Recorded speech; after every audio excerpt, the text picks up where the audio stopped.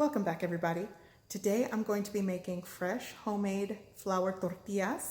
I'm also going to be using things from my refrigerator and pantry to make a delicious breakfast. I'll be making a potato bacon hash, refried beans, and eggs on the side. Breakfast is going to be good. Let me show you how I do it.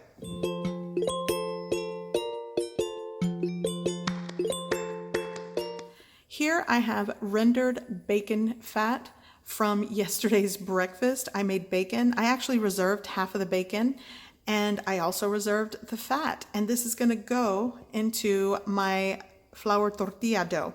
Now, if you don't have bacon fat, you can substitute this with a 1/4 cup of oil, any cooking oil that you like to use. If you don't want to use this, you could use lard, butter, ghee, coconut oil, margarine if you have it. Now, the amount is going to be somewhere between a 1/4 cup to a 1/3 cup. I don't know, maybe this is a 1/3 cup, but even if it's a 1/4 cup, it'll work in this dough. So it's gonna, this is what's going to flavor and be the fat for my dough today. So here I have 2 teaspoons of baking powder. And be sure to check the description below. And I have several flour tortilla videos out there. Some of you may already use them. Here I have 1 teaspoon of salt. This is fine sea salt. I'm gonna give that a mix. Now going in with my softened bacon fat, just kind of mix it in with your hand. By the way, I clean my hands very well when I'm cooking. So for those of you that comment, did you wash your hands? Well, yes, I washed my hands. I don't have to show you on camera. Just assume that I'm working with clean hands. Okay. By the way, guys, definitely wash your hands. 20 seconds or more with soap and water does the trick. Okay, so now I'm going in with 8 fluid ounces of hot water. I like to say use the water as hot as your hands can take it. Actually, darn it, this is really hot today.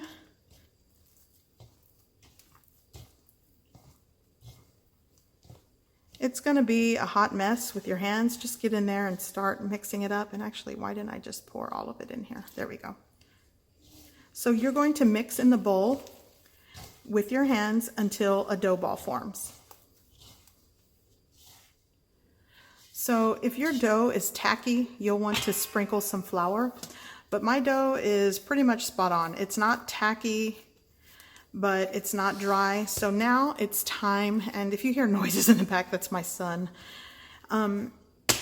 You'll want to knead your dough for about 5 minutes or until the surface becomes sort of smooth and it springs back.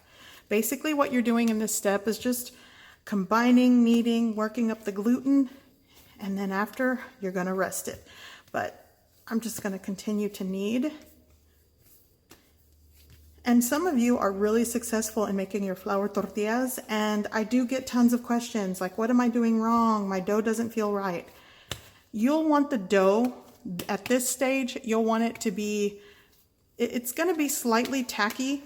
It's not dry, and that'll indicate you have a good ratio of fat to flour and water. Now, if it's dry and it's hard to knead, and then you're gonna wanna add more hot water. And if it's too gooey and tacky, you're gonna wanna add more flour. But you'll want to do it in this step. Don't add it later after it's rested, because you will not, it's a higher risk that you won't have a soft texture to your flour tortilla. So, okay, so my dough is ready. What I'm going to do is just divide it. And actually my husband makes tortillas, and he says that my recipe works better for 15 dough balls, so I'm gonna go for that today. But it just depends how big you want your flour tortillas. But I'm gonna test his theory because he's made these several times and he likes to do 15. So at this point, you're just gonna roll out your dough balls, and I use the whole tuck and turn, but you can just roll it out.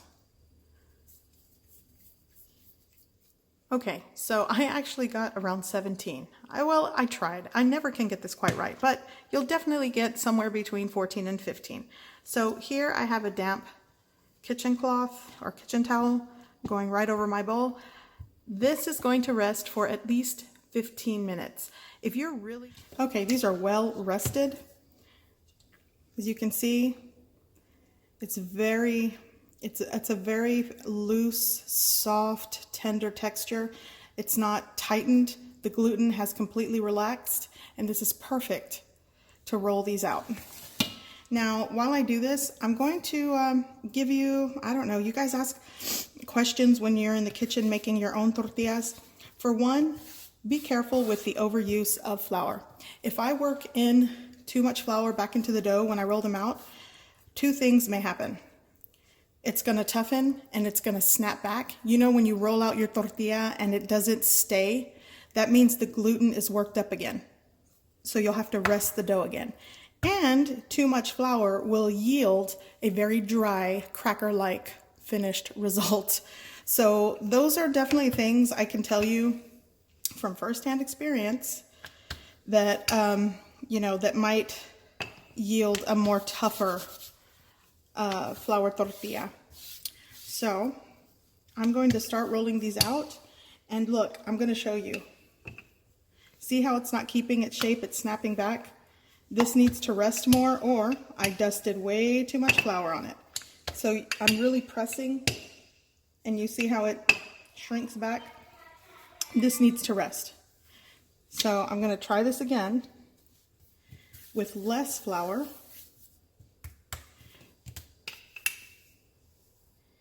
And that's much better. See how it stays? So that's what you're looking for. If it starts to shrink back too much when you're rolling out and you feel like your arm's about to fall off because it's not rolling out thin enough, then you got to rest your dough. So I'm going to continue rolling these out and start making these. Okay, so I have like 5 of these rolled out, and let me show you. It really helps after rolling them out to rest on the side of the bowl. So since I have 5 already here sitting on the side of the bowl, I'm going to start preheating my griddle. Okay, so a lot of you ask, where do I set my heat? Well, on mine, on my small burner, I have it at a medium high because it's a smaller burner. But for the most part, I'll keep it right here. It's like between medium and medium high. And if you want just to eyeball, this is kind of what I'm working with. And you want to preheat over a period of time. If I just throw it on high and preheat it, it's going to start smoking. I want to keep it at a gradual, constant heat. And you want to make sure it's nice and hot, but not smoky hot. So that's about as much as I can tell you to measure my heat source. If you are using an electric stove, I don't have much experience making tortillas on an electric stove. So you're just going to have to, I would say, again, medium high. If you're using anything high, eventually your griddle or your pan is going to start smoking and things are going to burn before they cook properly. So a medium to medium high heat, just let it preheat gradually. This is going to probably take, because this is not like cast iron, it's probably going to take about a minute or so, and I'm going to start making these tortillas. Okay, so here goes the first one. And I actually made this a little bigger than my griddle. Oh well, we'll do the best we can.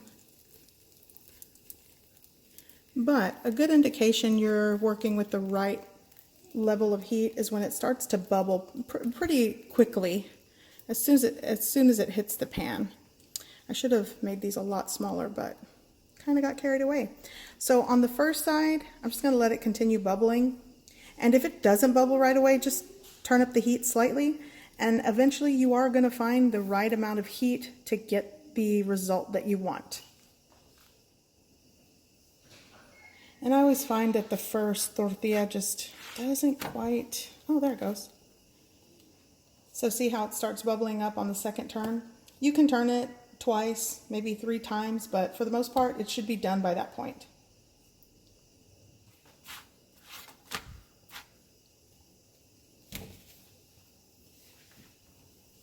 So yeah, this one's done.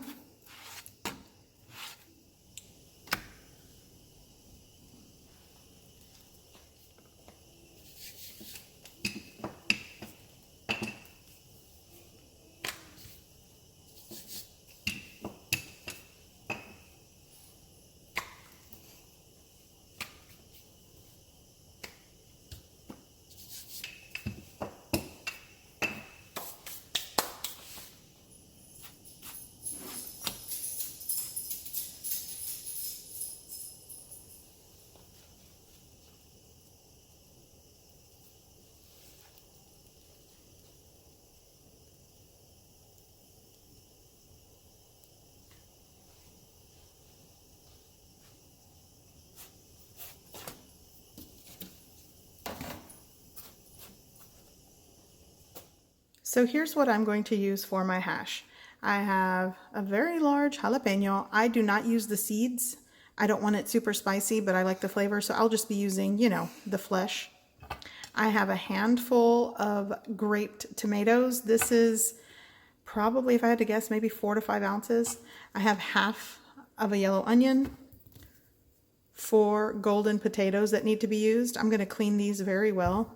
You could peel. I'm going to peel these because some of this has green on it, but if they didn't, you could just clean it and use it with skin on. That works. And here is my leftover bacon from yesterday. I'm just going to chop this up and just fry it up with the hash. It's going to be really good. I am preheating a large skillet over a medium heat. I'm going to add, I want to add a good amount of oil in there, maybe a 1/4 cup to a 1/3 cup. Now I'm going to add my potatoes. I'm going to add maybe a 1/4 teaspoon of salt. Okay, so to my potatoes, I'm going to let them continue cooking, but I'm going to just add a little bit of garlic powder.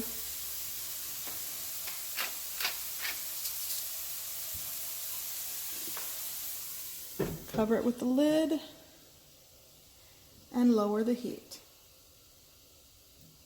And I'm just going to let them sort of brown, create a crust on the bottom at a very low heat, covered for about 5 to 7 minutes.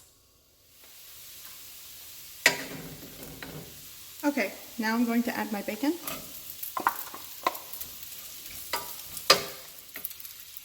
Now going in with my fresh ingredients.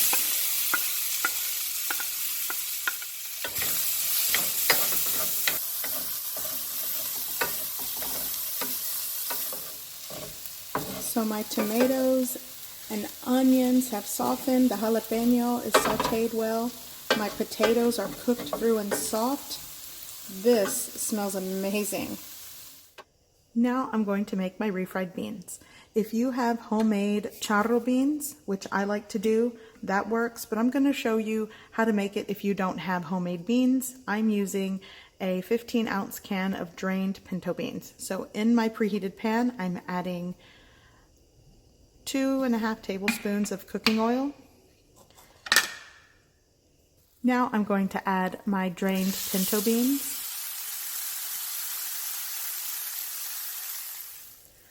I'm going to add a teaspoon of chicken bouillon powder. You could just season with salt. I'm going to add some onion powder, around a 1/4 teaspoon. A 1/4 teaspoon to a 1/2 teaspoon of chili powder. 1/4 teaspoon of garlic powder, somewhere between a 1/4 teaspoon and a teaspoon for all of these. It's up to your preference. This, just a little bit of ground cumin. That's optional. I'm going to add a 1/3 cup of water and some cracked black pepper.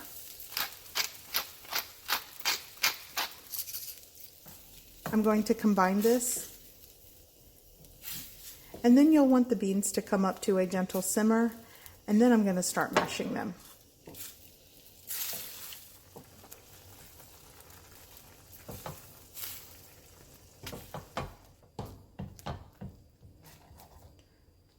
Now my beans are done. You can leave them on a gentle low simmer or just cover them and set them aside until you're ready to use them.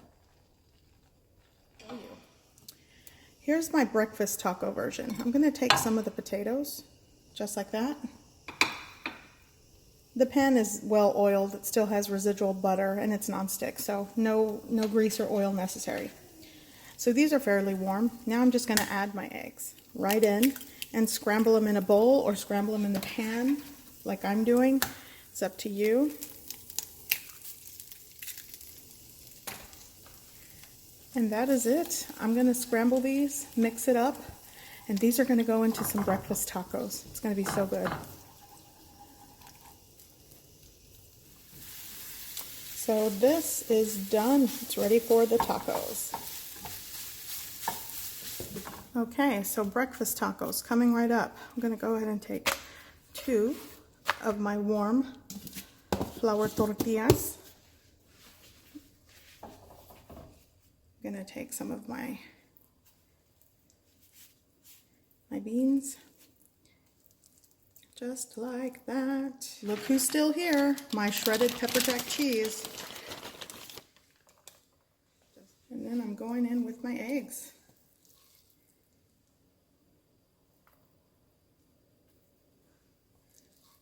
And it is the breakfast taco you didn't ask for, but the one that's being made today. So what we like to do is, if I have salsa, use salsa, or hit it with some Louisiana hot sauce. Tabasco sauce, Cholula, Tapatio, it's your choice. By the way, I managed to get 3 good-sized breakfast tacos with that pan of papas con huevos, or the eggs with potatoes, but I hope you give this recipe a try. I hope you like it, and thanks for watching.